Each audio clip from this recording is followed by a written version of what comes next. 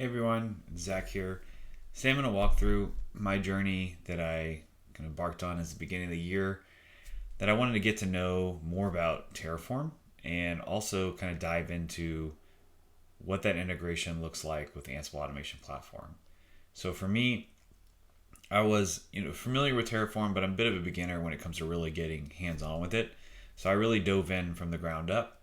I do recommend kind of getting familiar with Terraform's workflow, and I put a link in the references just to kind of read through. Probably takes like 15 to 20 minutes. And then what I'll do in this blog is I actually kind of start from the bottom up with just some basic Terraform, doing everything locally. And then I kind of work towards a more collaborative environment, using some remote storage, and then kind of going one step further than Terraform and actually using Ansible to orchestrate it, as well as configure resources that I have then provisioned with Terraform. So depending on where you're at in your familiarity with the two tools, I tried to write this blog where you can kind of hop in where it makes sense for you. For the purposes of the video, I'm going to go through the whole thing, and I'll create bookmarks so you can find kind of the locations that relate to where we're at in the blog itself. And throughout the course, if you are looking for more detail, definitely recommend looking at the readmes in the source repo, because I tried to add as much detail there as possible that I may miss in a voiceover. So without further ado, what I'm going to do is go ahead and dive into my repository, and I'll initially here landing on the master readme, which you can see of course in GitHub or locally, and I've got links to the various Terraform projects that are in this repository. For today, I'm going to start out with just a basic create resource group. So I'm going to open up this Azure create resource group project, and I'll go to the README in this folder. So each project has its own README as well, just to make things easier. And what I'm going to do in this step is just use Terraform completely locally to deploy a single resource in Azure. And you'll hear the term Azure RM. That stands for Azure Resource Manager. It's kind of the naming for their APIs and things like that for deploying resources on Azure. It's also the name of the Terraform provider that you're going to be using to integrate Terraform with Azure. So to do this locally, there's a couple of prereqs, which I've noted in the blog. So first of all, you definitely need the Terraform binaries, as well as for the Azure use cases, you'll want to have the Azure CLI. So there's links on the blog to go ahead and get each of those installed. And then once you do, there's a couple of ways you can actually set up authentication, right? Because ultimately Terraform does need to be able to authenticate with Azure. I'm going to be using the environment variables for Azure CLI. I find it simpler, and I think it meshes better with ultimately where I'm trying to go, which is orchestrating with Ansible. And the examples are here in the README of the variables I need to set. You can also use environment variables that match up to the Azure RM provider in Terraform. And you can leverage environment variables with that tf_var prefix that maps to the variables Terraform expects. And you can also, of course, if you're really just getting to know things, you can hard code values in your variables.tf file. Just obviously, we don't want to be checking those in to our public Git repositories or even really our private Git repositories that might be shared. So for this first example, what I'll do is I'll go ahead and start with providers.tf, which is the basis of really most of the projects here, where I'm defining Azure RM as my provider, as well as I have some commented out values here, which give you an idea of if I were to hard code my authentication, how I would leverage the providers file to do that. Of course, I'm leveraging environment variables as I noted in the README. So pretty simple so far. And then we can hop into main.tf, and I'm just going to deploy a simple resource group. So I'm using that particular resource module, the Azure RM_resource group. And then I'm using some variables. So I just give it a name and a location, which I'm defining in variables.tf. Now, some of this seems overkill, right, for something so simple. It is. The idea here is really just kind of teaching myself, but also anybody watching, what that workflow looks like. So to really kick things off, I'm going to first start with a Terraform init, which is going to, I got to go into the appropriate directory first. So create resource group, and then I'm going to type Terraform init. And this is going to make sure I have the necessary providers that I've defined in my providers file. And of course you can see that I do. It's also creating a dependency lock file, which is really important for kind of consistent usage of Terraform. Because let's say I didn't specify a version, and I have a lock file, and I get a new version, some of the ways that I'm deploying things might change, right? So it's very important to maintain state, and the lock file will help you do that. So once I've done my init, the next thing I'm going to do is Terraform plan, and that's going to process the resources I've defined that I want to ultimately provision. And you'll see here the output I've got one thing to add, which is that resource group I mentioned. I don't need to change anything, and I'm not destroying anything. So once I've generated the plan, I can actually run Terraform apply, and this will ultimately be communicating with the Azure RM API once I confirm that I want to do this, and it's going to create that resource group in Azure. And this example is usually pretty fast, right, because it's a simple operation, but that's the Terraform workflow. And what I'll do after this is we'll go ahead and confirm that it got deployed by going over into the Azure portal. I go to my resource groups and refresh, and that's my TF demo resource group that I just created. So I can go back and really close the loop by running Terraform destroy. I always spell destroy wrong when I do this. Something about the keyboard. So now that I'm running Terraform destroy, it's going to do the same thing, and it's going to ask me, hey, are you sure you want to destroy this? We've got one thing to destroy. I'm going to say yes, and it's going to go out to Azure and delete that resource group. So that's really kind of the full life cycle of a potential Terraform workflow. Obviously, that was a very simple use case, but I hope you're kind of getting the gist of how you can run Terraform locally. The next thing I'm going to do is do the same operation, but I'm going to use a remote backend for my state. So state is very important for Terraform.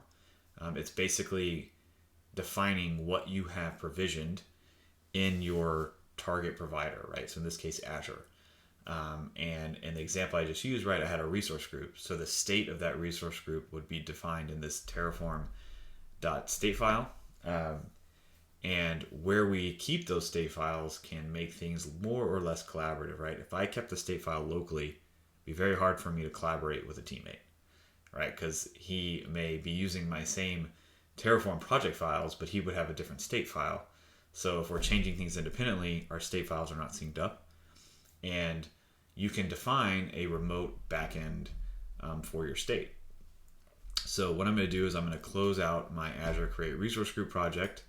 I'm going to go into my Azure Create Resource Group backend project, and I'll open up this README.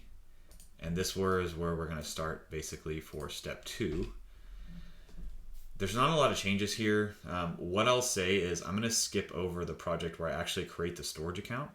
So for Azure RM, we're going to store our state in a storage account, right? A blob storage account in Azure. If you're more familiar with AWS, it's kind of like S3. So I have a project that you can actually use to deploy that if you're walking through this demo end to end. I'm going to skip it for the purposes of the video. I'm going to assume it's created, and I'm going to talk through how you actually configure it.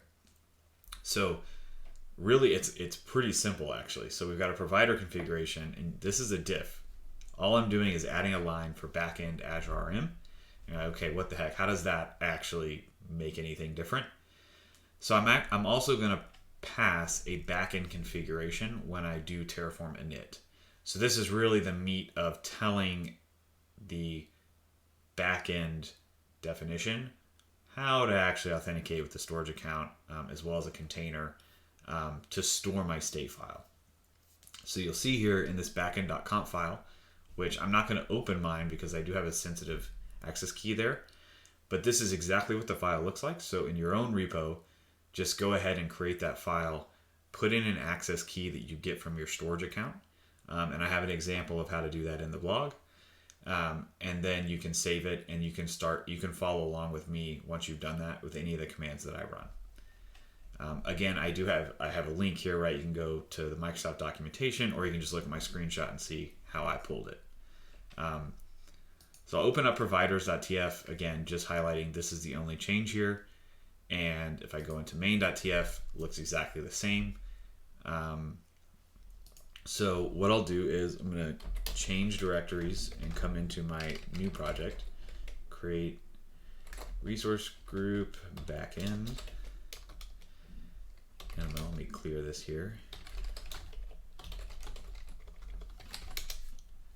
And I had to go and get this command really quickly because I always forget the full thing, but hold on, let me paste it here and we can talk about it.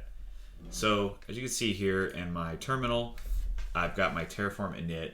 I'm going to force a reconfigure. This would be like in case I'd already done it before, I wanted to redo it.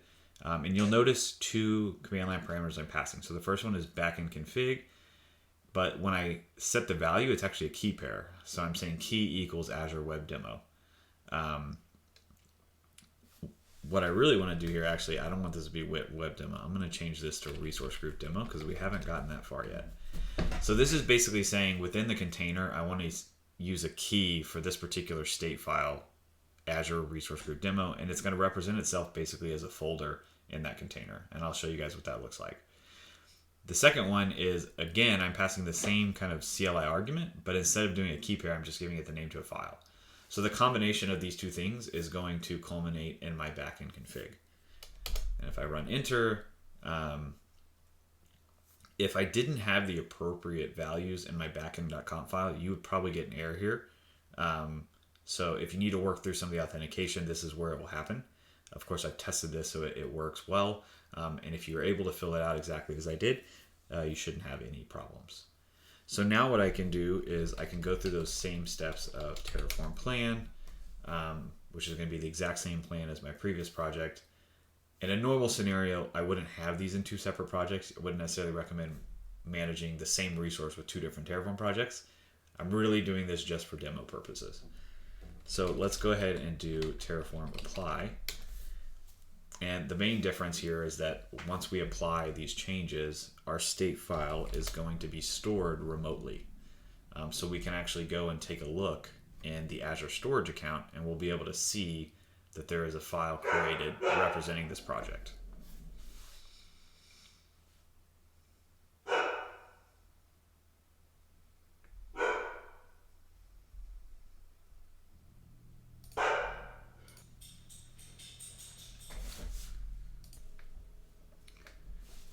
So let's go take a look at our storage account. And I actually have it in a different resource group. So my open environment JMDMT, go to my storage account and my blob service, the name of the container. And then you'll notice, right, I have my key, right? So this is my state file that I've stored remotely. So that's pretty cool, right? And that allows me then to collaborate with a teammate, right? If we have the same Terraform project, and we're both pointing at the same backend, we can actually work together now. So that's the second phase of my learning that I really wanted to get a grasp of, because really in an enterprise team environment, this is how my customers are leveraging it for the most part. So once we've done that, we can actually go ahead and clean everything up with a Terraform destroy.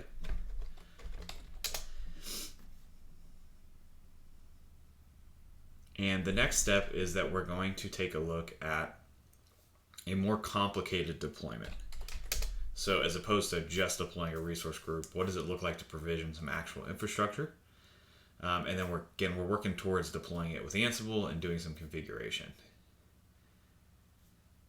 You'll notice a difference too here on the left, that if I open create resource group, I have local state files. In my backend project, I don't have those local state files. It's another good sanity check of, hey, it's stored remotely in Azure.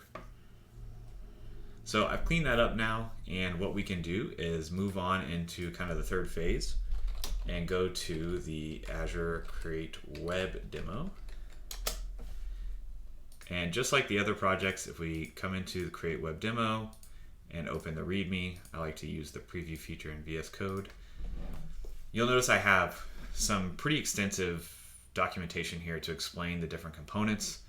What we're going to deploy here is actually, it's pretty simple. It's just more complicated than a resource group. So we've got our basic Azure networking resources, some security rules to allow us to SSH into the box and do the configuration, as well as enable HTTP so we can access a web server.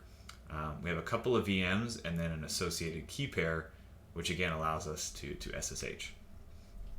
If you want to deploy RHEL like I did in this example, you will need to understand kind of what configuration needs to be used for a source image reference. And this actually took me a while to figure out what the exact terminology it wanted from me. But then I found this command where I could find a ton of information about what the different offerings were that were available and that were expected, and the kind of the payload that comes in the provider. So if I scroll down, I won't go through all this in detail, but there's some important variables that you can tweak in my variables file, as well as I'll have the Ansible playbooks documented, and then finally the workflow itself, which I'm going to come back to once we get there. So first thing I want to show in this project is really the difference in the main.tf. You'll notice there's a lot more resource modules being used here. And if you're curious, that there is a little bit more of an advanced usage of Terraform. Nothing too crazy, but for instance, some of these I'm deploying more than one. So you'll see like count equals 2, and that will actually loop over this resource module and create more than one. And I'm actually using the index and the naming. So just some things you can do there with Terraform. But ultimately, again, I get 2 web servers, and I'm going to then connect to them with Ansible and configure them. So let's go ahead and run Terraform init, and we will change our key since we're in the web demo. I'm going to change it to web demo, and then I'll run Terraform plan. And this time our Terraform plan will have a little bit more stuff, right? So you notice we've got 16 things we need to add. Again, nothing to change or destroy because we're starting from net new. But I'll go ahead and kick it off with a Terraform apply. And this will take a little bit longer. Really where I was getting at here was I wanted to go through the process end to end locally before I started doing the Ansible. I think that's just kind of a me thing. I wanted to get a grasp on it. But while this is running, let's hop over into an Ansible playbook and see how we can orchestrate this process with Ansible. So in this folder, in the same project, I have an Ansible folder, and I have 2 playbooks, one TFOps, one configure web. I'm going to start with TFOps because this is kind of the orchestrator. And the playbook itself is pretty simple. There's just 2 tasks. And one of them is going to be used more for basically the apply, and then the other one will be used for the destroy to allow me to either create or clean up based on what I want to do. I will say here, the environment and the variables are actually a key part of what's going on here, and it kind of mimics the effort we had to put in to set up our environment locally to connect to Azure. So the environment variables are important because, again, they are going to enable the Azure CLI to authenticate with the Azure Resource Manager API and deploy the resources that we're asking Terraform to do. I'm referencing, you'll notice, like arm underscore environment variables, and they're looking up a different environment variable, so Azure underscore, Azure underscore.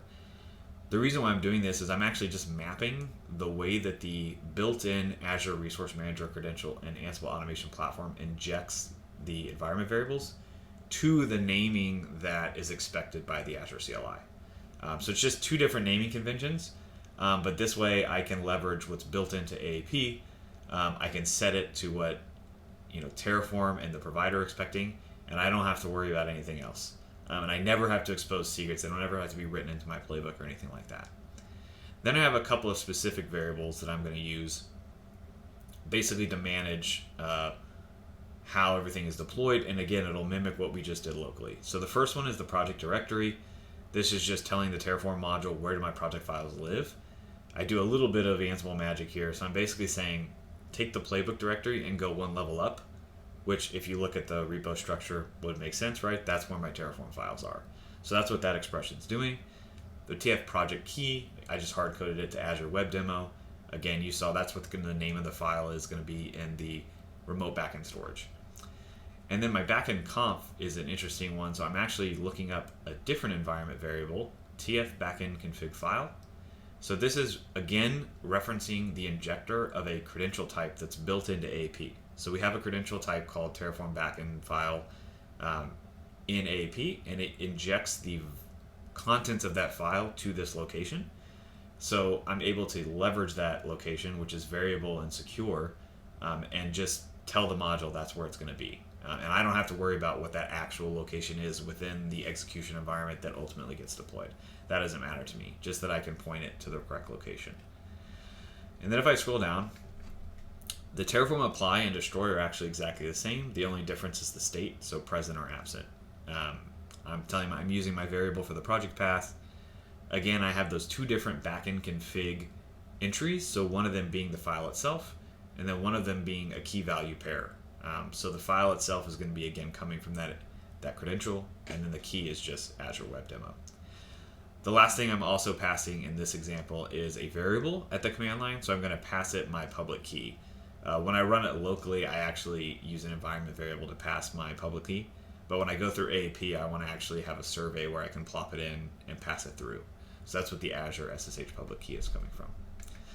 So we'll see here, while we're talking about that, it did go ahead and complete. So what I can do is I can open up in Azure and go do a quick refresh here at my web demo resource group, and voila, we've got a lot of resources. We see our 2 VMs, and ultimately we could configure these VMs. But what I'm going to do is I'm going to go ahead and clean this up, and then I'm going to show you an end-to-end workflow in Ansible Automation Platform. So I'm going to quickly run Terraform destroy, and we'll confirm this once it asks. And one thing you may be wondering is why would I need to build this into an Ansible workflow? And for me, the answer is I've just provisioned all these resources, which is great and doesn't require Ansible really. But what about the next steps, right? It's what if I want to then build an inventory based off of what I just deployed? What if I then want to run configuration based off of the inventory which I just determined? With Ansible, if I do the Terraform deployment in Ansible, I can chain everything together in an Ansible Automation Platform workflow, which makes my life a whole lot easier. So that's the end goal where we're getting. I've shown you the playbook that's going to be the main orchestrator. I won't dive into the configure web. You're welcome to do so on your own. It's very simple. It's just going to connect to the box, install HTTPD, and then template a landing page. I will show the results of it, so we'll get to see the landing page. But I'm going to chain these playbooks together in a workflow, which will go ahead and provision the resources. It will sync an inventory. It will configure the hosts, and then ultimately I could run it with some different parameters. I can clean everything up, right? Which I think is pretty fun. And it's while this example may not be fully baked for an enterprise example, I think the workflow and the principles can apply to really anything you need to do with Terraform, and then leveraging Ansible to configure on the back end. So before I go into AAP, I do want to remind you that if you're curious what I'm about to show, where does the configuration come from, please do come take a look at this README, because in the AAP workflow section, I have a screenshot of the basically outcome or the complete resulting workflow. And then I also have the configuration as code required for each piece.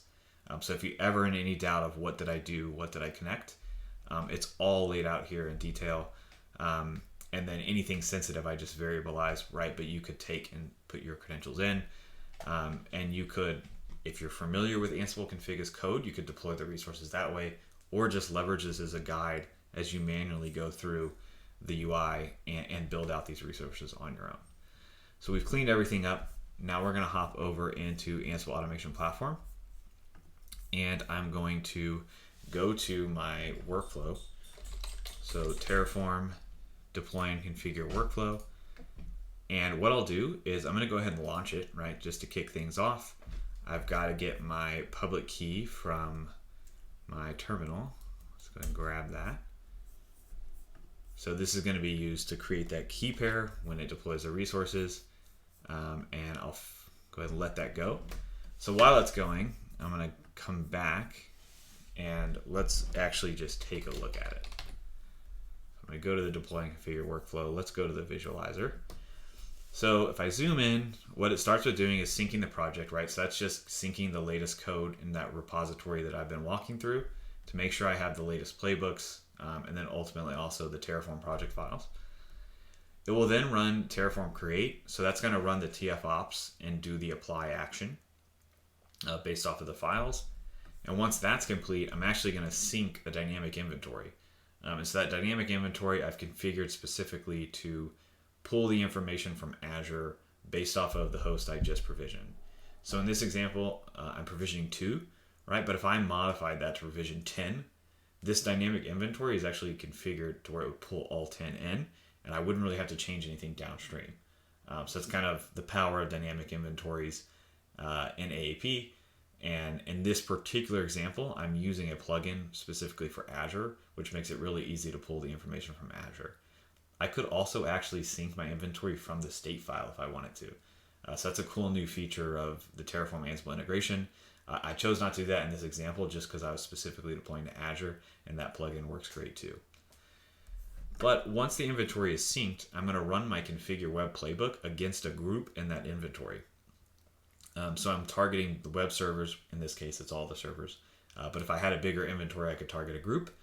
And I'm running the playbook against that, which will connect using a machine credential. And it's going to be the private key, right? That's tied to the public key pair that I used when I launched it. And it's going to install HTTP, template landing page, and we'll be able to connect to it. So one thing I want to show in the create/destroy job template, so my web demo deployed, is I come into edit here, you'll notice it's the TFOps playbook that I showed you. And then I do prompt on launch for the job tags, right? Because I can specify remove, and that'll do the destroy. If I don't specify anything, it'll do the apply. But I wanted to call out the credentials, right? These were the 2 credentials I talked about that they're doing 2 things. They're passing through the Azure RM service principal credentials that I'm using to deploy these resources. So you'll need to create an instance of that credential type. And then it's also doing the Terraform backend configuration file. So it's going to inject that file into the environment and give me a path, which is then going to be referenced in the playbook itself. So you'll need to create both of those credentials and just configure it with the values that you're using, right? So your service principal credentials and then your backend conf file. And I really want to focus on that. The configure web job template is a bit simpler if you're familiar with Ansible. It's just using a basic machine credential, which is that SSH private key. And that's going to allow it to SSH and connect to the box. So let's go take a look at our jobs. It actually looks like our workflow has completed. So if I go to my deploy and configure workflow, you'll notice if you're not familiar, the difference between these 2 views is I was showing you the visualizer in kind of an edit view where I could have modified the workflow. This is actually a workflow job run. So if I click on this last one, configure web servers, and scroll down, I added a debug statement at the end of the playbook just so that I could come here and click and navigate to this public IP, and we should, if everything went to plan, get our landing page. So this is kind of the power of, in my opinion, running it with Ansible. If I ran it with Terraform, I wouldn't have been able to have done, if I did Terraform native or Terraform the CLI, I wouldn't have been able to have done this extra step where I actually configure something on the box. So in this example, I installed HTTPD, and then I templated this file with a bunch of facts about the host itself to give a fun view of like, hey, this is my Ansible Terraform demo. Here's a couple things that I pulled from facts, the Ansible or the MAC address, the public and private IPs, some image related information. And there's all sorts of stuff I could have put in here. Or it could have been an actual web application, right, that I'm pulling from some other Git repository. Kind of your world is your oyster once you get here. But the idea was to show that I didn't just provision 2 VMs in Azure. I actually configured them.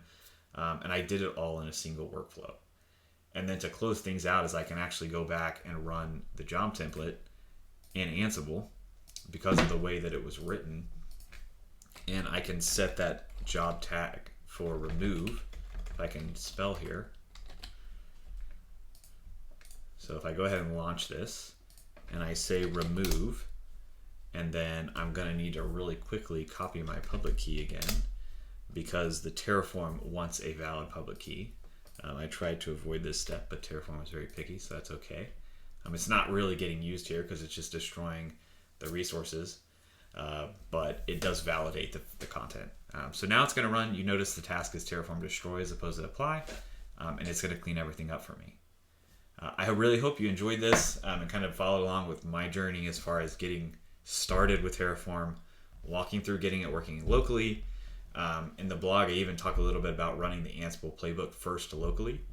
and then setting everything up in AAP. So I found that beneficial for myself to really learn this process.